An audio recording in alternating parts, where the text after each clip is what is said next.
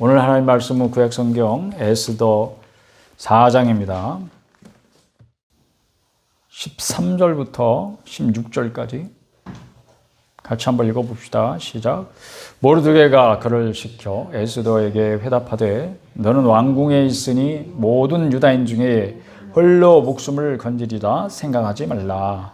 이때에 네가 만일 잠잠하여 말이 없으면 유다인은 다른 데로 말미암아 노임과 구원을 얻으려니와 너와 네 아버지 집은 멸망하리라. 네가 왕후의 자리를 얻은 것이 이때를 위함이 아닌지 누가 알겠느냐 하니 에스더가 모르드게에게 회답하여 이르되 당신은 가서 수산에 있는 유다인을 다 모으고 나를 위하여 금식하되 밤낮 3일을 먹지도 말고 마시지도 마소서. 나도 나의 시녀와 더불어 이렇게 금식한 후에 규례를 어기고 왕에게 나아가리니 죽으면 죽으리이다 하니라. 아멘. 예, 광고 말씀 잠깐 드릴게요. 예, 다음 주일이 7월 첫째 주일인데 맥주 감사 주일로 지킵니다. 이제 상반기가 끝나고 이제 하반기를 접어 들어가는 첫 번째 주일이죠. 준비된 감사로 하나님의 기쁨이 되시기를 바랍니다. 두 번째는 이제 장마가 시작됐습니다. 피해 입는 가정이 없도록 기도합시다. 특별히 성도의 가정 가운데 또 어려움을 당하는 그런 일이 없도록, 또 이 땅에 또 특별히 가난한 자들, 또 돌봄이 필요한 자들, 그럼에도 불구하고 도움을 얻지 못하는 그런 어려움 가운데 있는 그런 백성들이 피해를 입는 일이 없도록 우리 기도하십시다. 오늘은 에스더 말씀 여러분과 함께 나누고자 합니다. 신앙을 지키려다가 어려움 당할 때라는 제목으로 말씀을 나누려고 하는데 우리가 에스더를 읽으면 여러분들이 그 우연을 가장한 필연을 여러 군데에서 발견하게 될 것 같아요. 왕이 잔치를 벌이는데 왕이 항상 잔치 벌리는 거야 늘 있는 일이라고 칩시다. 전국이 떠들썩한 그런 잔치를 벌입니다. 근데 왕이 술김에 왕비를 부르는 거예요. 야, 내 와이프 엄청나게 미인이야. 전국 최고의 미인이야. 한번 볼래? 세계 최고의 미인이야. 막 자랑하고 싶은 마음이 막 술김에 일어나는 거예요. 왜 그래 하필 그런 우연. 그런데 왕후가 글쎄 왕의 부름을 거절하는 거예요. 왕이 불렀는데 아마 이 왕후도 술김에 거절했을 것 같아요. 아, 기분 나쁘다. 왜 부른 거야? 막 이렇게. 왜냐하면 그때 왕후도 따로 이제 그 도성에 있던 여인네들을 불러가지고 따로 잔치를 벌리고 있었거든. 파티를 따로 하고 있었는데. 근데 2장 1절에 보면 후회해, 왕이. 자기가 저지른 짓에 대해서 후회합니다. 근데 무슨 일이 있습니까? 술김에 불렀는데, 어쭈, 이거 봐라. 안 오네? 응? 내가 오라 그랬는데 안 와? 내가 왕이야. 응?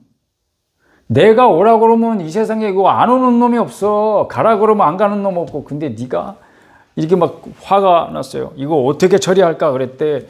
신하 중에 이제 한 사람 윤무관이라는 사람이 왕후를 폐위할 것을 조언을 합니다. 그런데 그게 또 받아들여지네. 그날따라 이게 말빨이 먹히는 거예요. 왕후 와세디가 말이죠. 폐위가 됩니다.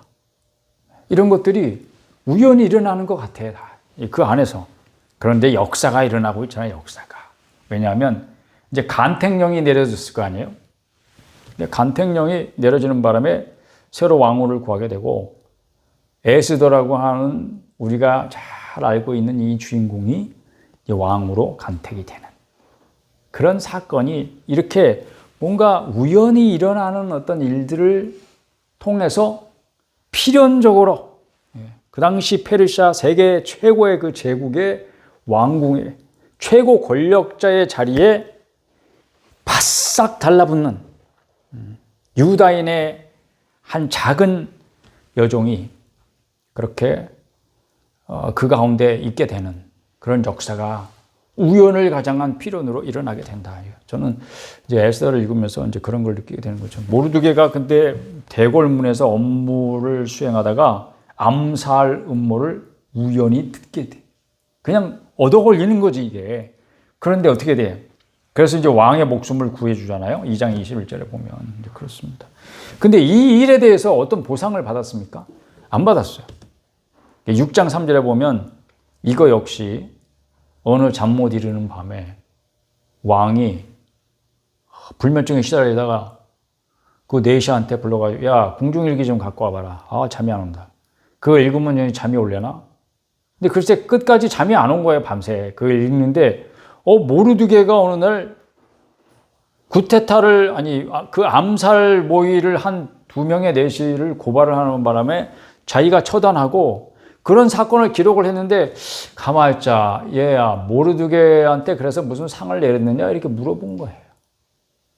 그런데 아무런 보상도 하지 아니했습니다.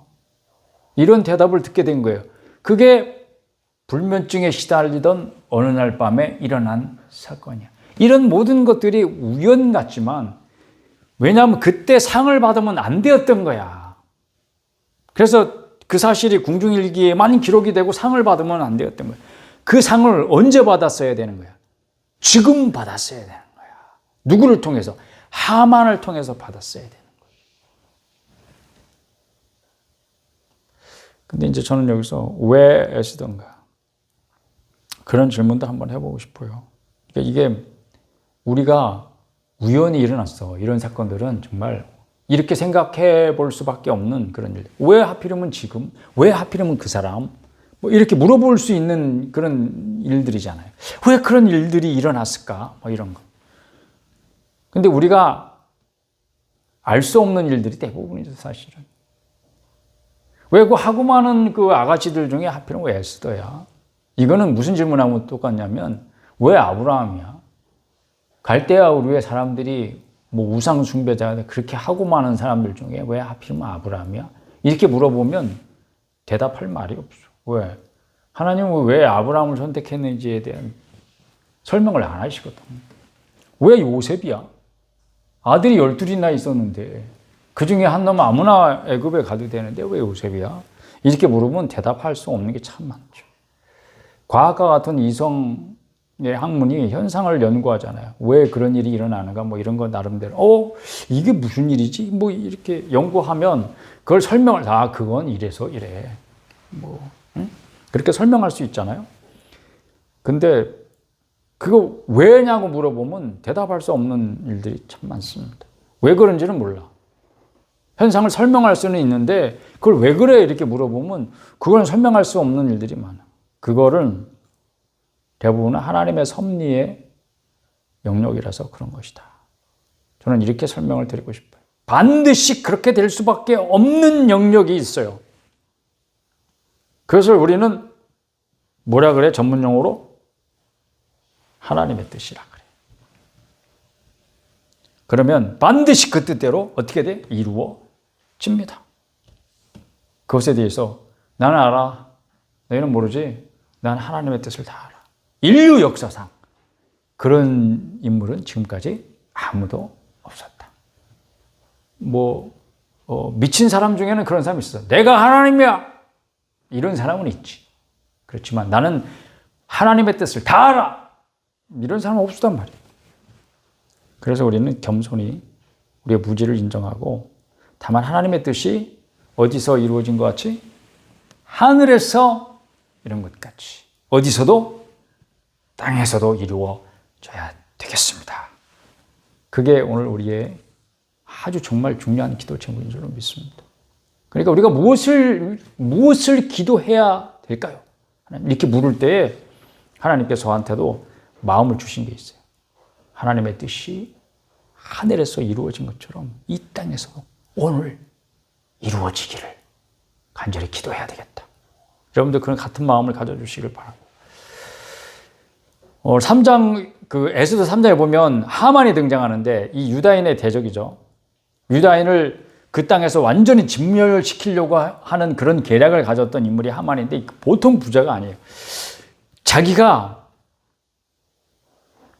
유다인을 이 페르시아 땅에서 싹 제거해야 되겠다는 이 계략을 위해서 돈을 가지고 왕을 구슬려고 그래. 그때 제시한 금액이 뭐예요? 얼마나 엄청난 금액이냐면 은 1만 달란트. 이게 주석에 보니까 달란트라는 게 무게의 중량을 재는 단위거든요. 돈의 화폐 단위가 아니야, 달란트가. 금 몇 달란트, 은 몇 달란트, 이거는 무게로 다는 걸 말해. 은 1만 달란트라는 것은 약 375톤이래. 그러니까 여러분 상상하겠어요? 은이 375톤. 도대체 얼만큼 쌓아놓으면 375톤 나오는 거야. 근데 그게 당시 금액으로 따지면 이 페르시아 제국의 1년 총 수입의 3분의 2에 해당하는 금액이라네. 네, 주석에 보니까 그렇게 설명되어 있어요. 어마어마한 금액이니까 왕도 아주 구미가 땡기는 제안이죠. 거절하기가 어려웠던 거예요. 내가 이 돈을 드릴 테니까 내 제안대로 좀 하게 해주세요. 그 제안은 뭐예요? 페르시아 제국 내의 유다인들을 한날, 그날 다 싹 제거하게 해주세요. 오케이. 승인을 받습니다. 그런데 그 사람이 아말렉 사람이라 그랬어요. 하나님이 그 민족을 어떻게 하라 그랬어요? 아말렉 사람에 대해서. 출애굽 당시부터 아말렉은 이스라엘 민족하고는 원수지간이었어요. 이스라엘 민족을 엄청 괴롭힌 민족이 아말렉이에요. 그래서 하나님께서 아말렉을 어떻게 하기를 원하셨어요? 진멸하라 하셨습니다.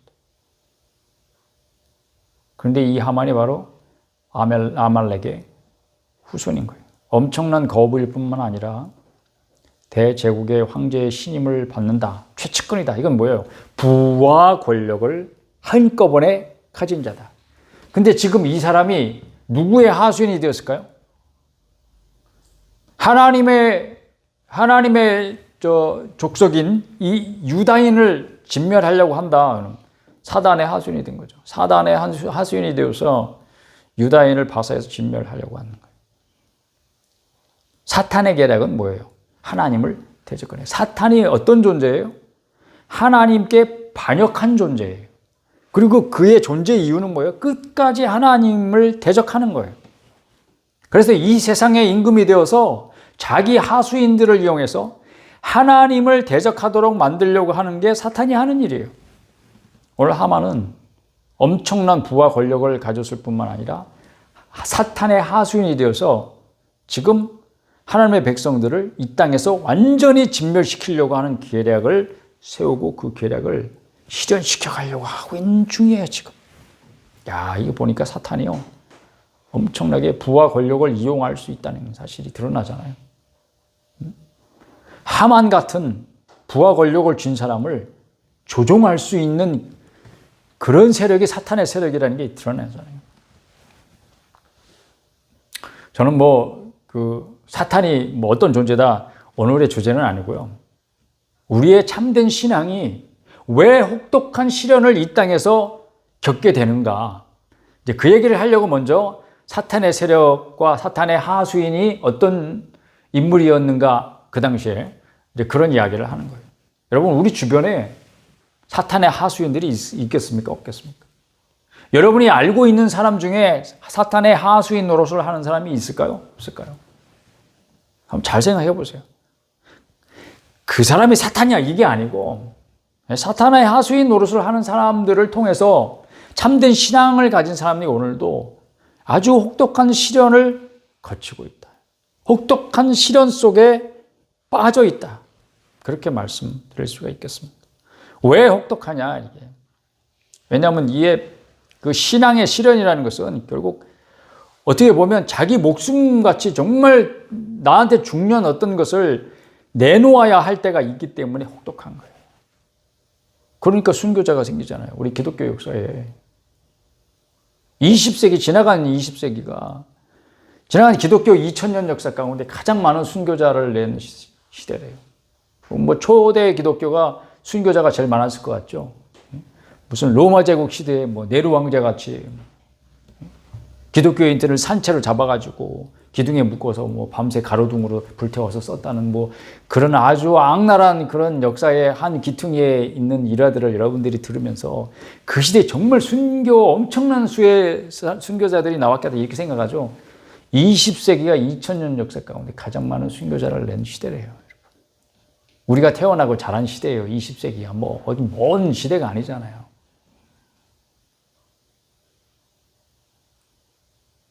우리의 믿음의 조상들뿐만 아니라 우리 자신들이 신앙을 지키기 위해서, 참된 신앙을 지키기 위해서는 그 우리의 믿음의 선조들과 다름없는 혹독한 시련을 겪어야 한다는 사실을 말하는 거예요, 여러분.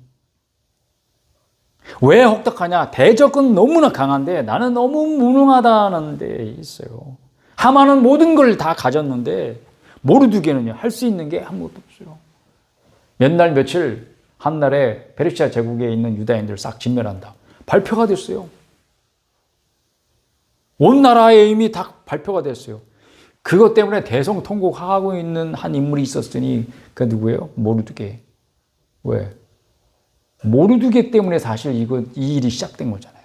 하만이 기분 나쁘게 생각한 건 유다인이 아니었어요. 모르드게였어요.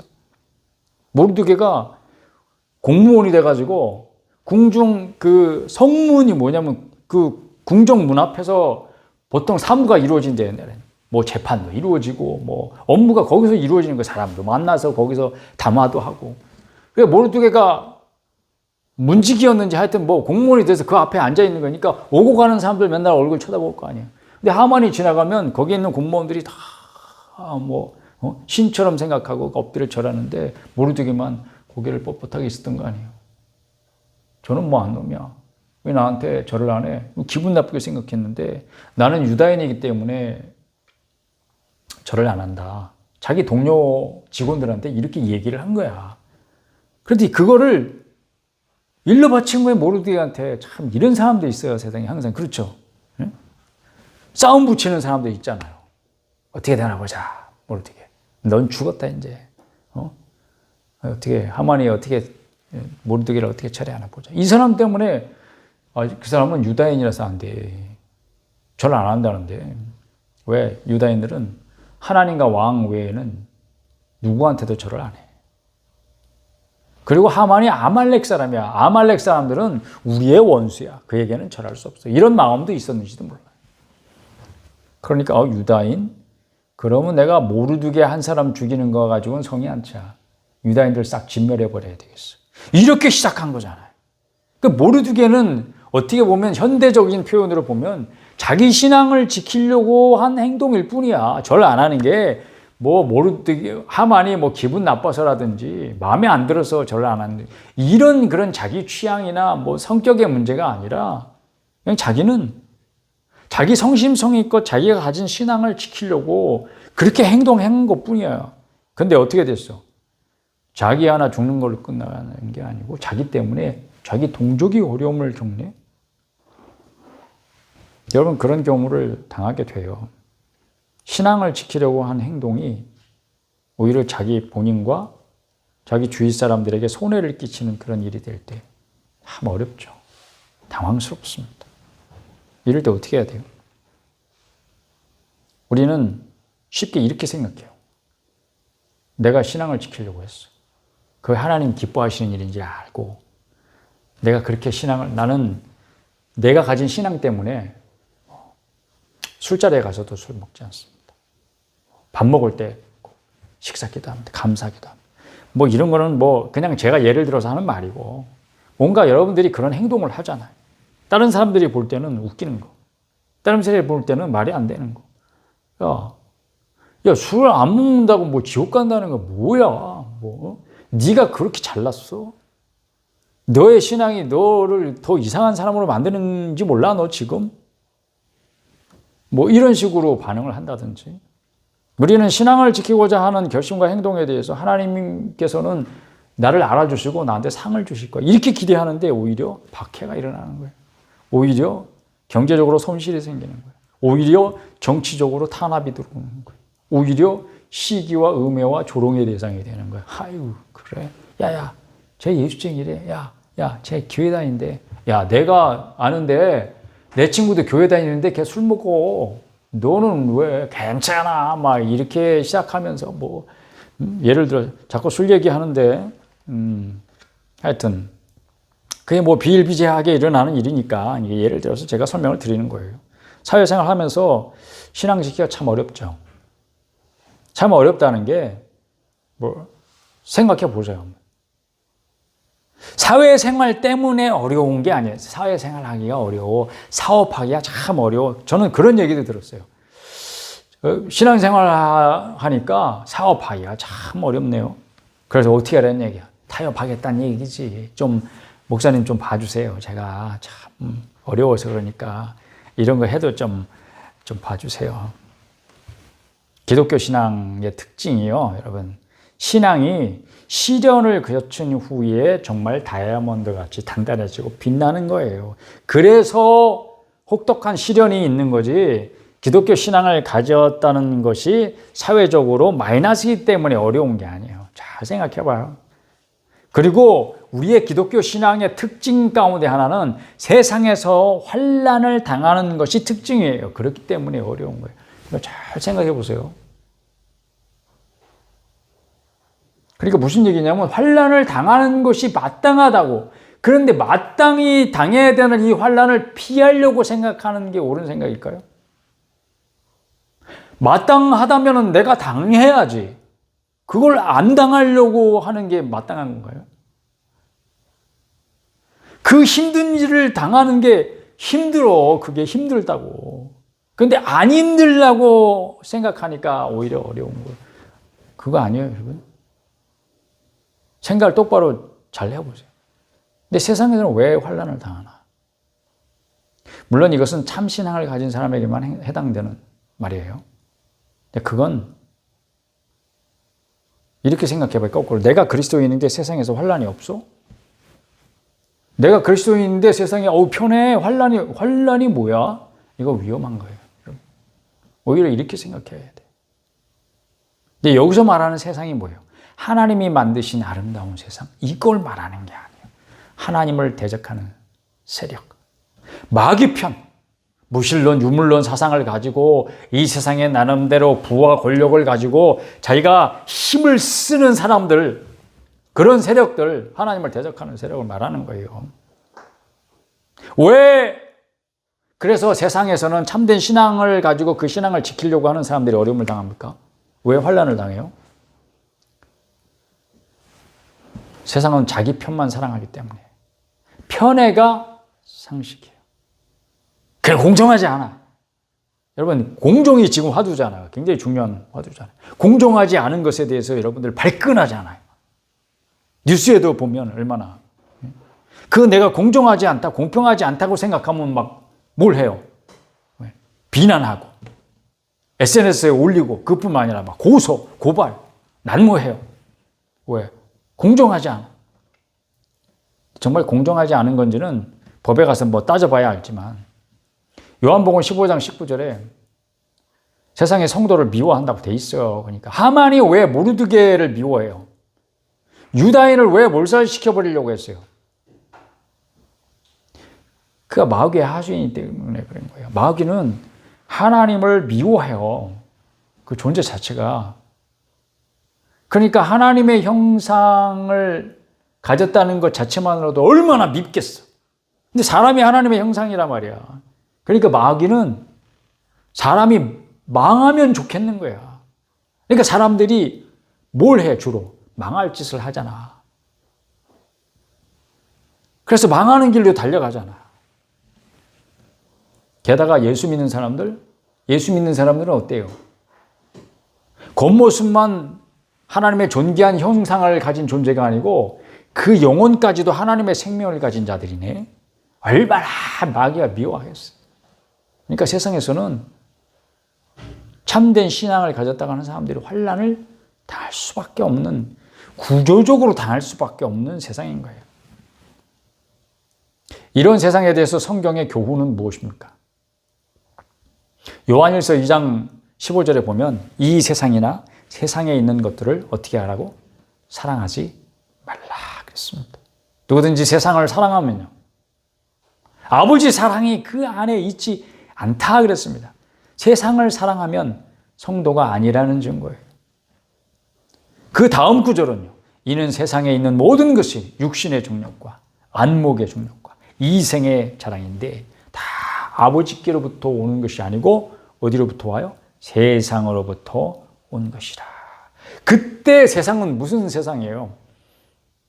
하나님을 대적하는, 아버지 하나님을 대적하는 세력으로서의 세상인 거죠. 그러니까 거기서부터 온 것을 내가 사랑해. 육신의 정욕, 안목의 정욕, 이생의 자랑. 이 모든 것들을 사랑하고 여기에 마음을 두고 성도라면 여러분 세상을 사랑할 수 있겠습니까? 아버지께로부터 온 것을 사랑할 수가 없죠. 왜냐하면 성도는 그 성품 자체가 어떻게 바뀌어? 하나님을 사랑하도록 바뀐다니까. 그러니까 하나님께 속한 사람들을 보면 사랑스럽죠. 하나님께로부터 오는 것들이 사랑스럽죠. 그것을 대적하는, 하나님을 대적하는 세상에 있는 것은 사랑할 수가 없죠. 그리고 그 다음 말씀 17절에 보면 이 세상도 그 정욕도 지나가되 오직 하나님의 뜻을 행하는 자는 영원히 거하느니라. 그러니까 이 세상도 정욕도 다 지나가고 마는 것이에요. 영원히 있는 것이 아니에요. 근데 뭐가 영원하다고요? 오직 하나님의 뜻을 행하는 자만이 영원하대요. 하나님의 뜻은, 여기서 하나님의 뜻은 뭐겠습니까? 데살로니가전서 4장 3절에 보면 하나님의 뜻은 이것이니까 너희의 거룩함이라 그렇습니다. 하나님의 뜻은 우리가 알고 있어요. 몰라서 못하는 게 아니에요. 하나님의 뜻이 어디 있는지 모르겠어요. 하나님의 뜻이 어디에 있는지 숨어있는 뜻을 알려고 하지 마시고요. 여러분, 이미 드러나 있는, 여러분이 알고 있는 하나님의 뜻을 행하는 데 마음을 쓰세요. 다른 건 말할 게 없어요. 제가. 여러분, 거룩함입니다. 그럼 성도가 어떻게 거룩해질 수 있습니까? 어떻게 거룩하게 될 수 있습니까? 이것도 여러분 다 알고 있습니다. 먼저 구약적인 표현으로 보면 민수기 15장 40절에 그리하여 너희가 내 모든 계명을 기억하고 행하면 너희의 하나님 앞에 거룩하리라 그랬습니다. 성도가 어떻게 거룩해진다고요? 어떻게 거룩하게 된다고? 하나님의 모든 계명을 기억하고 행하면 거룩하게 된다. 즉 하나님 앞에 거룩한 존재가 된다는 것은, 이 세상에서 거룩한 하나님의 백성으로 산다는 것은 뭐예요? 하나님의 말씀대로 행하는 삶을 살아갈 때 거룩한 삶을 살아가는 거예요. 성도가 성도라고 불릴 수 있는 거예요. 성도 자체가 거룩할 성조잖아. 거룩한 무리, 세상으로부터 구별된 거룩한 무리. 그런데 하나님의 모든 계명을 어떻게 다 기억해? 하나님이 엄청나게 많은 말씀들을 지금도 쏟아내고 계시는데 그걸 알고 있어요, 여러분? 그걸 내가 기억력이 부족하여 잊어버리죠. 어떻게 기억해? 그래서 예수님께서 이것을 두 가지로 딱 요약하셨어요. 여러분들 잘 알고 계시잖아요. 그게 마태복음 22장 말씀이에요. 계명도 많은데 제일 큰 계명이 뭘까요? 사람들이 늘 궁금하게 생각하는 거예요. 그러니까 계명이 많은데 그걸 다 기억할 수가 없어요. 그걸 어떻게 다 암송하고 다녀요? 그래서 뭐 딱 요약하는 뭔가 없을까요? Something great. 뭔가 제일 최고의 계명. 이거 한 가지만 딱 지키면 다른 거 다 지키는 것이 되는 그런 거 있으면 좋겠죠, 여러분. 그러면 다 기억 안 해도 이거 한 가지만 딱 기억하면 될 거 아니에요. 그게 뭐예요? 사랑의 법이잖아요. 사랑의 법. 첫째는 네 마음을 다하고 목숨을 다하고 뜻을 다하여 주 너의 하나님을 사랑하라 하셨으니 이것이 크고 첫째 되는 계명이요. 둘째도 그와 같으니 뭐예요? 내 이웃을 내 자신같이 사랑하라 하셨으니 이 두 계명이 온 율법과 선지자의 강령이니라. 우리나라 말 성경은 강령이니라 이렇게 번역을 했는데 원어도 보면 강령이란 말은 없어요. 어떤 말이 있냐면 오히려 동사예요. 매달린다. 모든 계명들이 이 한 계명에 매달린다. 그게 뭐냐? 하나님을 사랑하라 하는 것이에요. 목숨 걸고 하나님을 사랑하라는 거예요. 그리고 그 하나님의 사랑이 동기가 되어서 내 이웃을 내 자신같이 사랑하라. 너 자신을 사랑해라. 이거는 반성경이에요. 반성경. 비성경적인 말이에요. 여러분, 세상에 그럴듯한 선생들이 하는 말 중에 하나가 뭐냐면 너를 사랑해라. 너 자신을 사랑해라. 이런 말이 있어요. 그렇게 가르치는 사람들 많이 들어봤어요, 제가. 네 자신을 사랑하지 않으면서 누구를 사랑할 수 있단 말이냐? 그럴듯해. 그럴듯하죠. 그런데 그 반성경적인 거예요. 성경은 너 자신을 사랑해라 이런 말 없어요. 왜냐하면 그런 말 안 해도 다 누구를 사랑하는 게 본능이에요. 자기 자신을 사랑하는 게 다 본능이에요. 여러분, 그 증거가 뭐예요? 여러분, 특별히 힘을 들이지 않아도 여러분, 때 되면 여러분 밥 먹잖아. 왜? 왜 밥 먹어? 살으려고. 자기 살리려고 밥 먹잖아. 때 되면 피곤해서 쓰러져 자잖아. 왜 자? 자기를 사랑하니까 자기를 보호하려고 먹고 자고 또 때 되면 계절에 맞춰서 입고 옷, 의식주, 자기 위주, 자기를 사랑해서 하는 행동들이잖아요. 그런 거는 본능에 가까워요. 인간이 가지고 있는 본성은 자기를 사랑하는 거예요. 왜곡된 사랑이죠. 자기 사랑. 그래서 성경은 자기를 사랑하라고 말하지 않고 자기 이웃을 사랑하라 그래요. 그런데 자기 이웃을 뭐처럼 사랑하라고? 자신같이 사랑하라고. 너 자신을 사랑하잖아. 그것처럼 내 이웃을 그렇게 사랑해라. 이게 두 번째 개념. 사랑하는 여러분, 그러면 성도가 세상에서 환난을 당할 때 어떻게 해야 됩니까? 이 얘기를 제가 계속 하고 있습니다. 참으면 됩니까? 내 믿음이 참된 믿음이야. 그거를 증명하는 길은 내가 환난을 당하는 거야. 왜냐하면 참 믿음을 가진 사람이 세상에서 환난을 당한다 그랬으니까 환난을 당하는 것이 내가 가진 믿음이 참된 믿음이구나. 그래서 내가 이렇게 어려움을 당하는 거구나. 그러니까 그 증명하는 거니까 잠자코 참으면 됩니까? 이 또한 지나가리라 이러면서 에스더가 가르쳐주고 있습니다. 그게 뭐야? 한번 따라합시다. 죽으면 죽으리이다. 한 번 더. 죽으면 죽으리이다. 이게 이럴 때 써먹는 거야. 나는 죽으면 죽었지 내 뜻을 안 굽혀. 나는 원래 틀린 게 없는 사람. 나는 내 말이 옳다 생각하면 난 죽으면 죽었지 내 뜻을 안 굽히는 거야. 이럴 때 써먹는 말이 아니에요, 여러분. 죽을 각오는 언제 해야 되느냐? 영적 전쟁에 임할 때 죽을 각오를 하는 거예요. 금식하고요. 또 같은 형편에 있는 성도들에게 부탁을 해서 함께 기도하면서 영적 전쟁에 임해야 되는 것입니다. 성도가 세상에서 환난을 당할 때 이렇게 하라고 에스더가 가르쳐 주는 거예요. 에스더를 통해서 하나님이 우리에게 가르쳐 주시는 거예요. 예수님께서도 요한복음 16장 33절에 보면 세상에서는 너희가 환난을 당하나 그 다음 말씀 뭐예요? 담대하라. 그 다음 말씀. 내가 세상을 어떻게 하셨다고?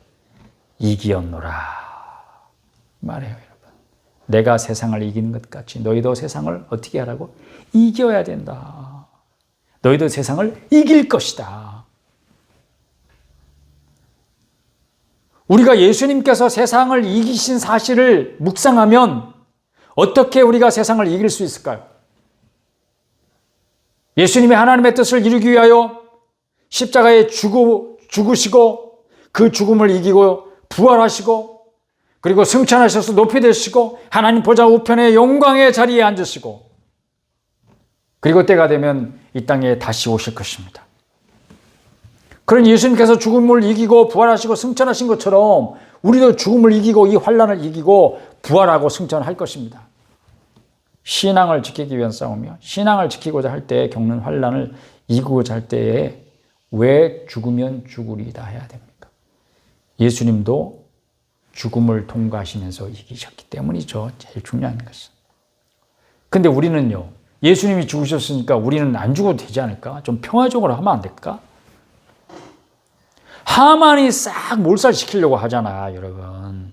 세상과 그 배후인 사탄의 세력은요. 성도를 죽이려고 합니다. 교회를 죽이려고 해요. 그래서 목회자들을 온갖 공격으로 쓰러뜨리려고 해요. 목회자들이 당하는 공격 중에 최고의 공격은요. 성적으로 무너지는 거예요. 꽃뱀들이 달라붙어요. 사탄의 하수인 노릇하는. 그래가지고 쓰러진 목회자들이 정말 수도 없어요. 목자를 치면 양떼가 흩어지는 전략인 거죠. 사탄이 주로 사용하는 거예요. 그래서 교회를 죽이려고 할 때, 무너뜨리려고 할 때 목회자를 쓰러뜨리는 거예요. 영적 전쟁은 목숨 걸고 하는 거라고 예수님 말씀하셨잖아요. 마태복음 22장 37절에 좀 전에 제가 언급한 거. 하나님 사랑을 어떻게 해야 된다고요? 뜻을 다하고 목숨을 다하고. 목숨을 다해라는 말이 무슨 말이에요? 목숨 걸고 하나님을 사랑해라, 이런 뜻이죠. 왜요? 이게 죽느냐 죽이느냐의 싸움이기 때문에. 하나님을 사랑하는 것은 누구를 사랑해야 한다는 것, 사랑의 대상을 정하고 그 대상을 사랑한다는 것은 내 목숨을 거는 일이기 때문에 그런 거예요. 하나님을 사랑하든지 세상을 사랑하든지 둘 중에 하나인데, 세상을 사랑하는 사람들은 목숨 걸고 사랑해요. 자기 목숨이 거기에 왔다 갔다 해요. 좌우된다. 그러니까 세상을 사랑하는 자는 아버지 사랑이 그 안에 없다. 그는 죽었다. 하나님의 은혜로 예수님으로 말미암아 구원을 받은 여러분은 바로 이 싸움에 부르심을 받은 사람들이에요. 그러니까 예수 믿고 구원받으면 바로 안락한 천국. 자, 여러분 안락 의자 여러분 앉아보셨잖아요. 근데 얼마나 세상 편합니까? 뜬구름 위에 있는 것 같이 편하죠. 예수 믿으면 이런 안락한 천국인 줄 알았는데 싸움이라고. 예수를 믿어 구원받은 여러분은 하나님으로부터 영생을 선물로 받으신 줄로 믿습니다. 영생이 여러분의 것이에요. 그게 원래 하나님의 생명인데 여러분에게 주어진 거예요. 선물로 주어졌어요. 이 생명은 그런데 어디에 있느냐? 하나님 아들 안에 있다고. 그러니까 여러분에게 그 아들이 함께 계심으로 생명이 있습니다. 이게 요한일서 5장의 교훈인데, 성도의 싸움은 바로 이 생명을 지키는 싸움이에요. 그러니까 목숨 걸고 지켜야죠. 어떻게 얻은 생명인데. 성도가 세상을 이기는 길이 무엇입니까? 요한일서 5장 4절에 보면 무릇 하나님께로부터 난 자마다 세상을 이기느니라 그랬습니다. 누구한테 난 자마다? 하나님께로부터 난 자마다. 할렐루야. 여러분이 그래서 하나님께로 난 하나님의 자녀입니다. 양자의 영을 받아서 여러분이 하나님의 자녀가 되어서 하나님을 뭐라고 부르고 있어요 지금? 아버지라고 부르잖아. 아바, 아버지. 여러분들이 친밀하면 아버지가 아니고 아빠가 되잖아요. 그러니까 하나님과 친밀한 하나님의 자녀가 되어서 세상을 이깁니다. 세상을 이기는 승리는 이것이니 우리의 믿음이니라. 그렇게 되어 있어요. 그 믿음이 무엇입니까? 그 뒤이어서 나오는 요한일서 5장 5절 말씀을 보면 하나님 예수께서 하나님의 아들이심을 믿는 자가 아니면 세상을 이기는 자가 누구냐? 세상을 누가 이긴다고요? 예수님이 하나님의 아들이라는 사실을 믿는 자가 세상을 이긴대. 그 믿음이에요, 그 믿음. 우리의 믿음의 핵심은 무엇입니까?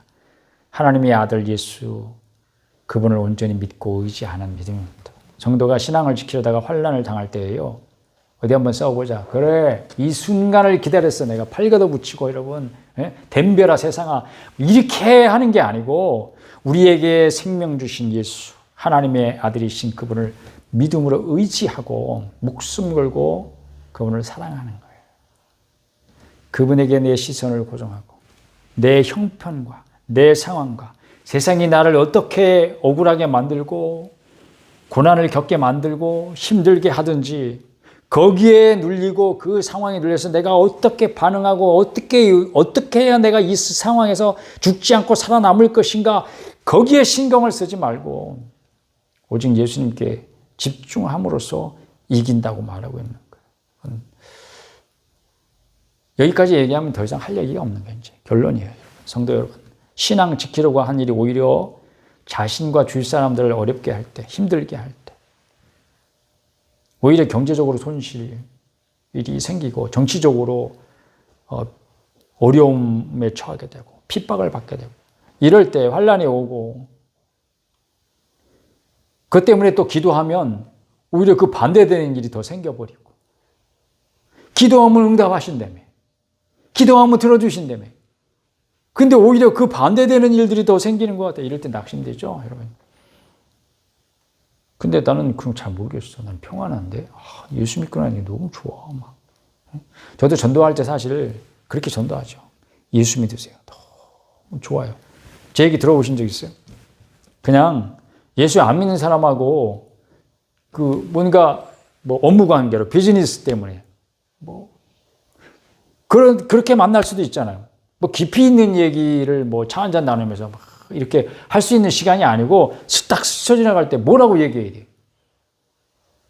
예수 믿으세요. 혹시 예수 믿으십니까? 아닌데요. 예수 믿으세요. 너무 좋아요. 다음에 오시면 제가 그 좋은 얘기 해드릴게요.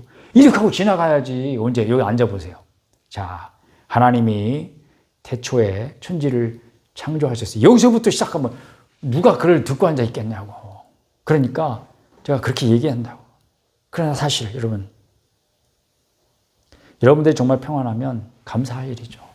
여러분 지금 어려움 없으세요? 환난 안 당하고 계세요? 너무 감사한 일이죠. 우리나라가요, 얼마 전에 6.25 74주년 지났잖아요.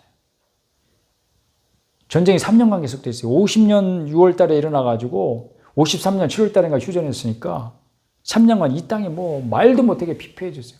근데 그 이후로 70년 동안 이 땅에 전쟁이 없었어. 이거는 이 한반도 역사상 이런 적이 없었다. 이렇게 역사를 아는 분들이 말할 정도로 놀라운 평화의 시기를 우리가 살고 있는 거예요. 하나님 주신 기적이죠. 은혜죠. 여러분 감사합시다. 얼마나 감사한 일이에요. 그러나 우리가 감사하면 세상이 어렵든지 나만 평안하면 되지. 이렇게 아니고 지금도 우리 곁에 환난을 겪으면서 울고 있는 지체들이 있잖아요. 그 지체들을 위해서 죽으면 죽으리다 하는 각오로 함께 싸움에 나서는 거예요. 믿음의 싸움을요. 함께 기도하는 거예요. 깨어서. 그러면 힘이 될 줄로 믿습니다. 지금 환난을 겪고 있는 분들한테는 더 할 말은 없습니다. 정말 믿음을 지키려고 하다가 힘든 상황에 빠졌잖아요. 곤란한 징역에 빠졌잖아요. 그건 여러분 세상이 여러분을 미워하는 증거라고 생각하십시다. 그리고 그 상황에서 정말 계속 믿음을 지키고 승리하는 길은 딴 게 없어요. 예수님, 그 믿음의 주인공이신, 믿음의 주이신 예수님을 계속 바라보십시오. 하나님의 아들이 있는 자에게는 생명이 있고 아들이 없는 자에게는 생명이 없느니라 주님 우리에게 말씀하셨으니 그가 참 하나님이시고 영생이시니 그분을 계속 바라고 묵상하고 집중하는 가운데 세상은 여러분을 그냥 내버려 두지 않습니다. 미워합니다. 죽이려고 합니다. 진멸시키려고 해요. 하만처럼. 오늘 사탄의 하수 노릇하는 사람들을 통해서 성도들을 오늘도 죽이려고 합니다. 그러나 오직 하나님의 아들 예수를 의지할 때에 빼앗기지 않는 생명이 있습니다. 할렐루야. 부디 믿음으로 세상을 이기는 성도가 되시기를 바랍니다. 우리가 에스더 묵상하면 한 가지가 더 있습니다. 죽으면 죽으리다와 함께 에스더에서 꼭 기억해야 될 말씀. 한 가지 더 있다면 뭐죠? 이때를 위함이 아닌지 누가 알겠느냐. 이때를 위함이 아닌지 누가 알겠느냐. 이 말씀이죠. 에스더에서 아주 유명한 말씀 가운데 하나입니다. 때와 날, 성경이 반복하는 메시지 중에 하나입니다. 그만큼 중요하다는 거예요. 우리가 기다리고 있는 날이 있습니다. 뭐예요? 주님이 다시 오시는 날이죠. 우리가 천국 가는 날이죠. 그 날을 기다리고 있습니다. 여러분 기다리고 계십니까? 정신을 차리세요, 여러분. 예? 정신을 차리시라고. 우리가 뭘 기다려야 되는지, 뭘 소망으로 품어야 되는지 헷갈리시면 안 돼요. 그런데 우리가 거꾸로 살고 있는 것이 현실입니다. 영혼을 믿는 사람들은요, 오늘이 마지막 날인 것처럼 사는데 영혼을 믿지 않는 사람들은 마치 영원히 자기들이 살 것처럼 오늘을 삽니다. 이렇게 거꾸로 살고 있어요. 왜? 영생을 믿는 사람은, 영혼을 믿는 사람은 어디서 그날이 왔으면 좋겠거든요. 그런데 믿지 않는 사람들은 속으로는 떨리는 거죠. 두려운 거죠. 그래서 그날이 영원히 오지 않았으면 하는 거예요. 그러니까 오늘 영원히 살 것처럼 살죠. 에이, 세상, 하나님이 어디 계셔?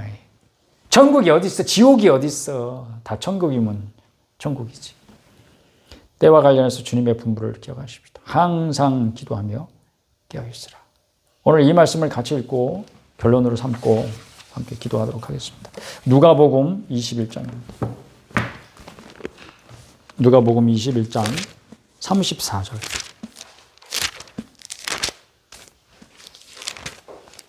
누가복음 21장 34절부터 36절까지 말씀 읽겠습니다. 다 같이 시작. 너희는 스스로 조심하라. 그렇지 않으면 방탕함과 술 취함과 생활의 염려로 마음이 둔하여지고 뜻밖의 그날이 덫과 같이 너희에게 임하리라. 이날은 온 지구상에 거하는 모든 사람에게 임하리라. 이러므로 너희는 장차 올 이 모든 일을 능히 피하고 인자 앞에 서도록 항상 기도하며 깨어있으라 하시니라. 예. 누가 한 말씀입니까? 예수님이 우리에게 분부하신 것입니다. 그러므로 예수님의 분부를 기억하십시다. 항상 기도하며 깨어있으라. 기도로 깨어있으신 여러분 되시기 바랍니다. 생활의 염려로 마음이 무너지지 않도록 항상 기도하며 깨어있는 성도가 되시길 바랍니다.